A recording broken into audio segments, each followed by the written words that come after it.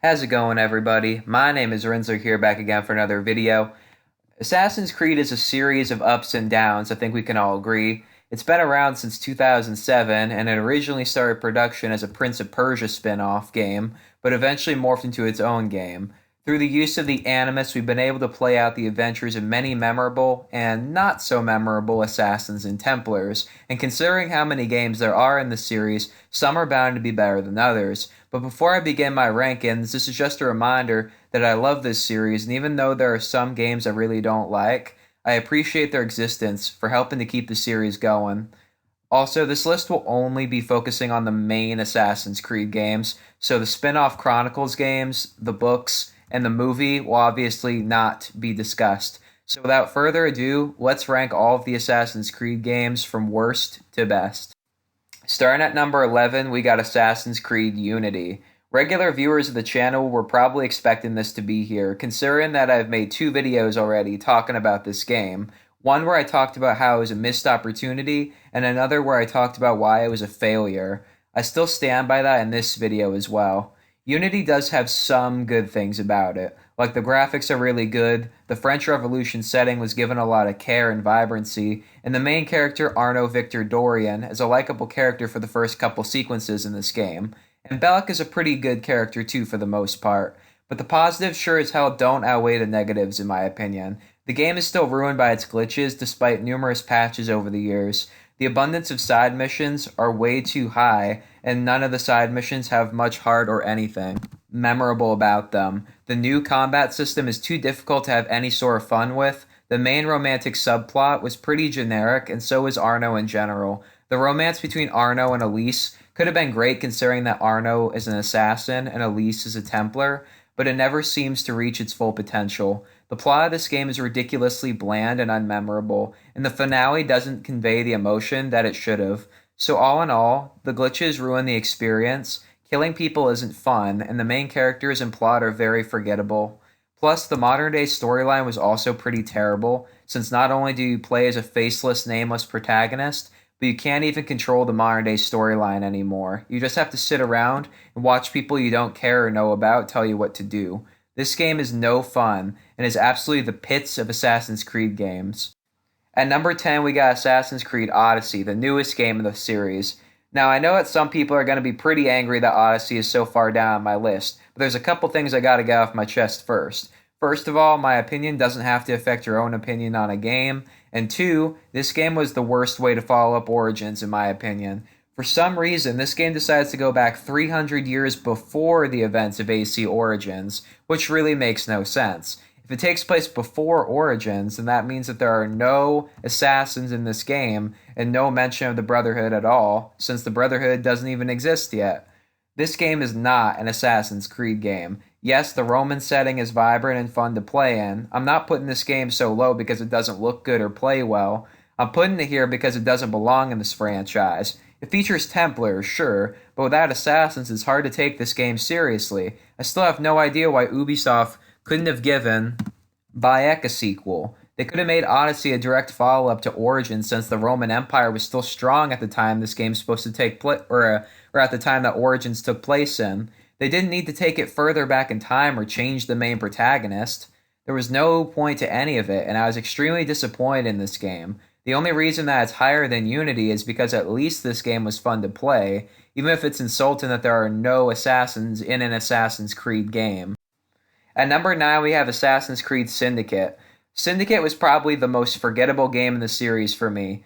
The franchise was still in a massive slump period following the absolute failure of Unity before it, and this game does very little to put the series back on track. The Industrial Revolution, at least for me, was a boring setting to play in and felt too similar to Unity. The combat system is improved and more fun, but also too cartoony and unrealistic to take seriously.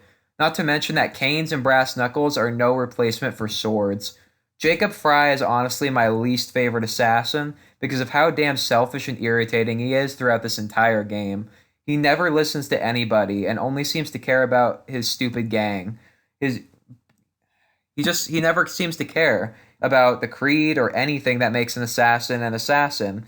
His sister Evie is miles better, and if this game featured only her and not both her and her brother, then this game could have been so much better.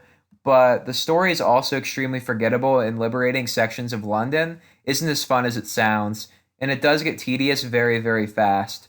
The modern day stuff is also still just as limited as it was in Unity, and just as annoying as ever. This game is not terrible, but it's weak enough to be towards the bottom of the list for sure. At number 8, we have Assassin's Creed Rogue.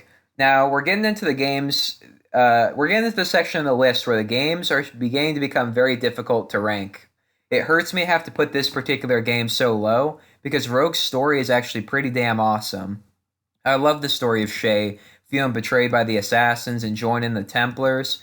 I also love the colonial American setting from 3 and was psyched to see it return. Shay Cormac is actually one of my favorite Assassin's Creed characters, and this is the game that actually made me realize that the assassins can be the bad guys sometimes, and the Templars can be the good guys. I love seeing things from the opposite side of the war, and if I'm being honest, becoming the assassin killer was damn satisfying. The story in this game is probably one of my favorites of any of the games. So why does it rank so low, you might be asking? Well, because besides the story, the rest of the game is pretty basic if I'm being perfectly honest. The fighting and naval combat systems are both exactly the same as they were in Black Flag, and because this game is only half as long as a normal Assassin's Creed game, having 6 sequences instead of the normal 12 to 13, this game feels a lot like DLC. Rogue side missions are uninteresting, the map is bare bones and filled with pointless collectibles, and the cities in Frontier are less visually pleasing than they were in 3, and the game is far too short in my opinion. The modern day stuff is still from the perspective of a faceless, nameless protagonist, but it's still interesting at least. Ultimately, I would recommend going on YouTube and just spending a couple hours watching the cutscenes, because they're better than the game itself. I only wish we could have had more games from a Templar's perspective. At number 7, we got Assassin's Creed Revelations.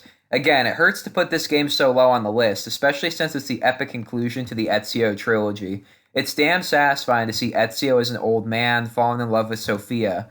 It's also satisfying to see the end of Altair's storyline in this game. It's always great to see Altair's accent being fixed, and seeing more of what he did after the first game. That ending part where Altair dies and then Ezio finds him 500 years later, only to then talk directly to Desmond 500 years after that, it felt pretty satisfying, like a true passing of the torch moment, which only makes the ending to AC3 worse in hindsight.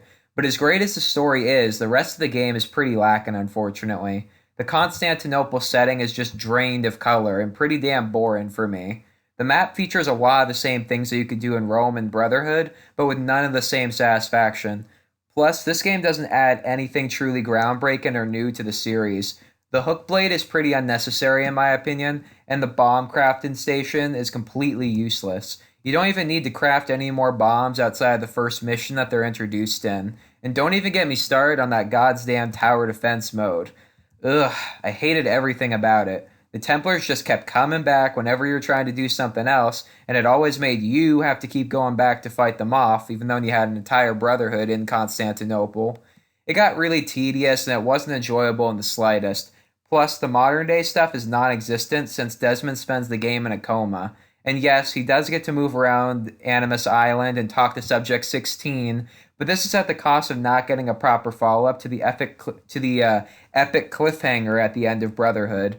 So all in all, the story in the game is excellent, but the setting is unmemorable. Nothing new that's added is any good, and the missions are tedious and not very fun. Worth it for the story, but just like with Rogue, you'll be better off binging the cutscenes on YouTube.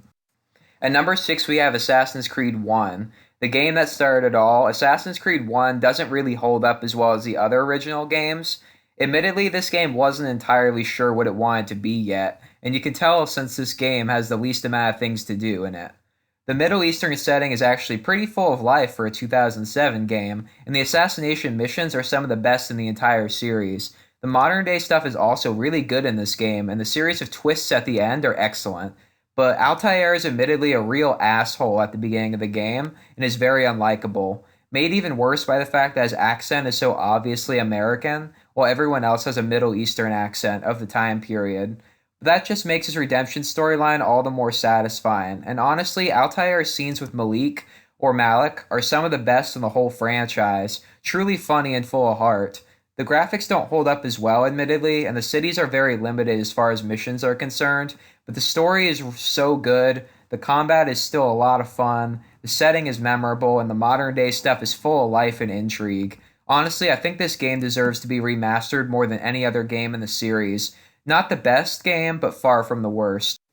At number 5, we have Assassin's Creed Origins. Origins was the breath of fresh air that the series really needed on its 10-year anniversary in 2017. A lot of people were very anxious about the ancient Egyptian setting, since most people, for some reason, seem to think that Egypt is just a large desert that never ends. But this game had a very vibrant world with a lot going on, and in my opinion, the best graphics of any of the games. My mom actually walked in on me playing this game once, and she assumed that I was just watching a movie because it was so realistic. Like her jaw actually hit the floor when she found out it was a game. The main character, Bayek, is the best protagonist the series has had since Shay as well, and was right on par with the very, very best. His heartbreaking backstory with his son pulls at the heartstrings and lets you discover him through the events of the game instead of all at once right at the start, which is a wise decision in my opinion. His wife Aya is admittedly not as interesting, but far from forgettable. I enjoyed the culture being explored in this game, and the new combat system might have raised some eyebrows at the beginning, but ultimately felt wholly necessary. Though the game is not perfect, I wasn't a big fan of the game's ending where Bayek and Aya form the assassins, but decide not to be people anymore, for lack of a better word. I like how the assassins are formed, but I didn't like how they talked about being an assassin, like it meant that you could no longer love anybody.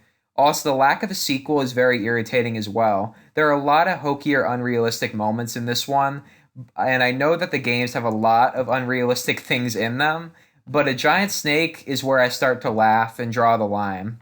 Not to mention the modern day stuff with Layla is an improvement, but Layla as a character isn't given enough context to truly care about her the way that we cared about Desmond. A very refreshing game that was a lot of fun to play through and explore, but flawed enough still that it's my least favorite of my favorites. At number 4 on my list, we have Assassin's Creed 3. Damn, I can already hear the people typing away at me for putting this game so high up on the list, but honestly, I can't figure out why people don't like this one. Some people say that the setting is boring, and admittedly, I used to think so too. But then I went through high school and learned about the time period more, and now I think it's one of the best settings to play in. I love liberating redcoat forts for the Patriots. I love delivering messages, finding Ben Franklin's almanac pages, and participating in important historical events like Paul Revere's ride and the Boston Tea Party. I also enjoy how the game explores George Washington's imperfections as a leader and acknowledges the horrible things that he commanded his men to do to Native Americans during the Seven Years' War. Some other people complain that this game has too many new things in it and that none of them are any fun. I would argue against this as well. The naval combat is admittedly not as good as it would end up being later on, but is it bad?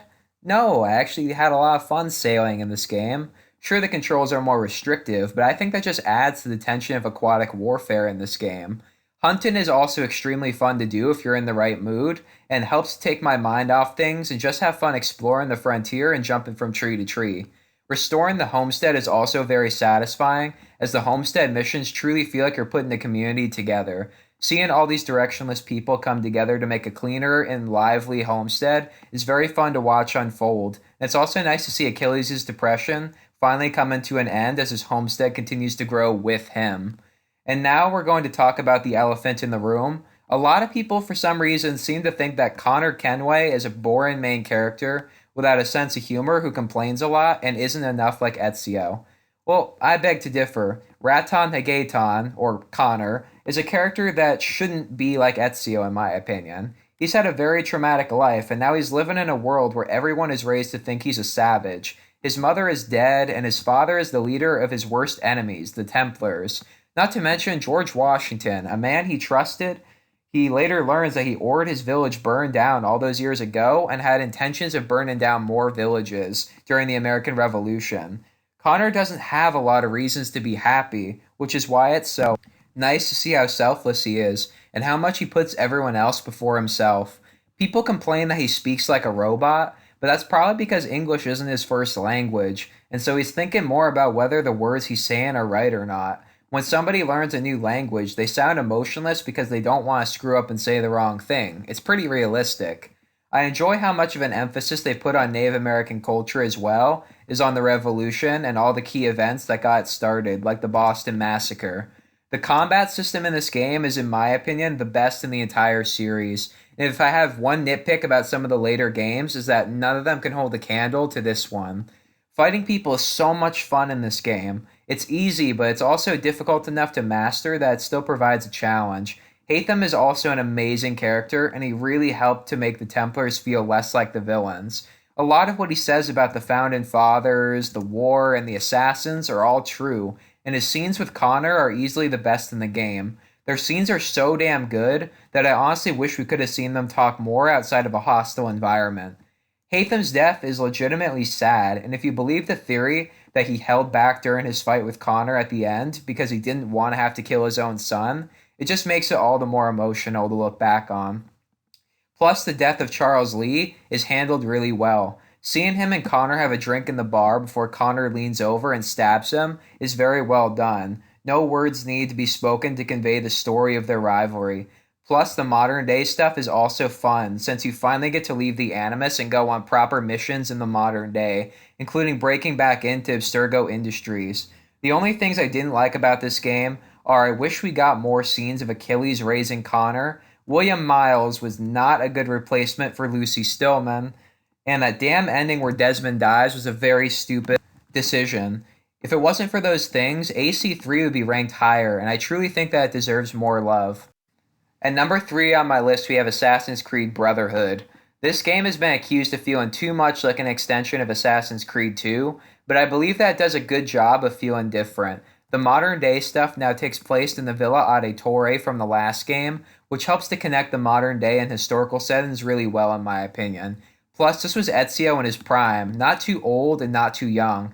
He was the perfect age. Rome is really fun to fix up too. I loved repairing shops, banks, and horse stables. I loved purchasing historical landmarks. I enjoyed the Romulus missions, even if the armor you got was stupid looking. I enjoyed recruiting new assassins. I enjoyed the Christina missions. I enjoyed burning down the Borgia Towers and destroying Leonardo da Vinci's weapon ideas. Not to mention that Cesare Borgia is probably the most despicable villain in the series and is truly satisfying to kill at the end. This game might feel like an extension of AC2 in some regards, but it doesn't change the fact that it was incredibly fun to play, and the cliffhanger at the end where Desmond is forced by Juno to kill Lucy is truly mind-blowing conclusion, even if it didn't really get the follow-up that it deserved in Revelations. At number 2 on the list, we have Assassin's Creed 4 Black Flag. Honestly, when I heard that the golden age of piracy was going to be the next setting for the series, I thought that Assassin's Creed was dead. Me and a lot of other people were so sure at the time that the pirate setting would not work for Assassin's Creed. But boy, oh boy, were we wrong. Edward Kenway is an amazing lead character and is definitely helped by also having lots of memorable side characters to interact with as well, such as Calico Jack, Charles Vane, Stede Bonnet, Anne Bonny, Ada Wale, Blackbeard, and of course James Kidd / Mary Read, my personal favorite female character in the entire series, and one of my video game crushes, if I'm being honest. Can't help blushing when she's around. Seeing her die at the end of the game might have been historically accurate, but was also legitimately heartbreaking, as was seeing all of Edward's other friends die one by one throughout the course of the game.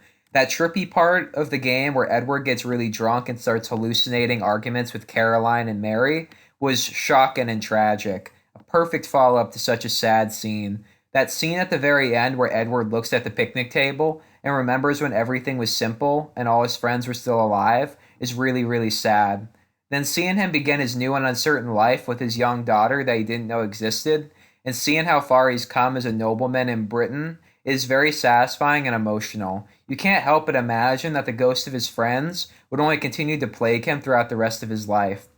But the story isn't the only thing great about this game. The naval combat is more improved than it was in 3, being easier to sail and attack other ships. Destroying and ransacking other ships to add to your fleet is incredibly satisfying, and the side missions are near unskippable because of how fun they are. Assassination contracts, discovering new land, going dive into sunken ships, improving the Jackdaw, finding the Mayan pieces, and upgrading your ship and fleet are all incredibly fun things to do. Edward himself is a very likable and charismatic main character. He's just full of life. He's got a troubled backstory, and he's just an emotional roller coaster of funny, carefree bliss and genuinely tearful struggles. This game is near perfect. The only things that stop this game from being perfect are that I believe the Caribbean Brotherhood wasn't explored as much as it could have been. Edward and Mary Reed should have kissed at least once in this game, in my opinion, and the modern day stuff was just bad. I'm sorry, but after losing Desmond in 3, this game only reminded me that it could have been better if Desmond was still around. If Desmond was still the main modern day protagonist in this game, it probably would have been my favorite one. But as it stands, there's one game that just edges out above Black Flag. Number 1, Assassin's Creed 2. Y'all knew this was coming. People have been saying for years that no game will ever top this one. Black Flag came really close, but AC2 remains at the very top. This game is perfect. Ezio is a great lead character, as everyone knows, and his story of becoming an assassin and getting revenge for his brother's and father's deaths is wholly satisfying. The setting is much more full of life and color than the first game, and is still one of the best settings to play in all these years later. Finding the keys for Altair's armor is challenging, but also very entertaining to perform. The climbing mechanics are more fleshed out, and the side characters are all very likable and memorable, especially Leonardo da Vinci. Rodrigo Borgia is admittedly not as good a villain as his son would end up being in Brotherhood, but is still very detestable. The modern day feels the most fleshed out here as well, as we have the debuts of Rebecca Crane and Sean Hastings, who are both quirky and charming in their own ways. Also, seeing Desmond learn to be an assassin through the bleeding effect was really cool. Even that brief dream he had where he was Altair chasing after Maria Thorpe was pretty engaging. For the most part, I think that there's something to like about every game in the series, and if you haven't played any of them, then please do so now. If you have played any of these games before, well then I hope that I reminded you about how great this series truly is. Thank you guys for sticking with me throughout the whole video. If you enjoyed this video, remember to give it a thumbs up, share this video with all of your friends and family on all of your various social media platforms, ring that notification bell, and let me know in the comments down below what you liked and didn't like about this here video, and I'll see all you dudes and chicks in the next video.